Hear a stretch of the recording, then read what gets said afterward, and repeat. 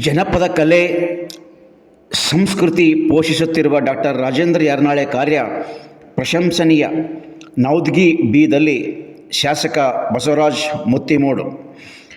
ಜನಪದ ಕಲೆ ಮತ್ತು ಸಂಸ್ಕೃತಿಯನ್ನು ಪೋಷಿಸುತ್ತಿರುವ ಸಾಹಿತಿಗಳೂ ಆಗಿರುವ ಡಾಕ್ಟರ್ ರಾಜೇಂದ್ರ ಯರ್ನಾಳೆ ಅವರ ಕಾರ್ಯ ಪ್ರಶಂಸನೀಯ ಎಂದು ಕಲಬುರಗಿ ಗ್ರಾಮೀಣ ಕ್ಷೇತ್ರದ ಶಾಸಕ ಬಸವರಾಜ ಮುತ್ತಿಮೂಡು ಅವರು ಅಭಿಪ್ರಾಯಪಟ್ಟರು.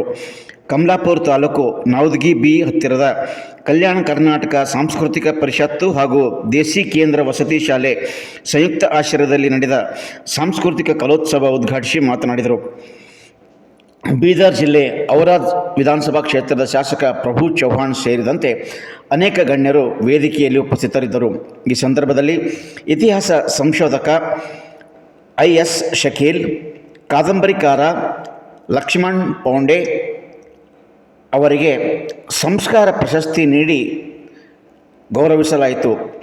ಕಲ್ಯಾಣ ಕರ್ನಾಟಕ ಸಾಂಸ್ಕೃತಿಕ ಪರಿಷತ್ನ ಸಂಸ್ಥಾಪಕ ಅಧ್ಯಕ್ಷ ಡಾಕ್ಟರ್ ರಾಜೇಂದ್ರ ಯರ್ನಾಳೆ ಅವರು ಸಭೆಯ ಅಧ್ಯಕ್ಷತೆಯನ್ನು ವಹಿಸಿದ್ದರು. ಈ ಸಂದರ್ಭದಲ್ಲಿ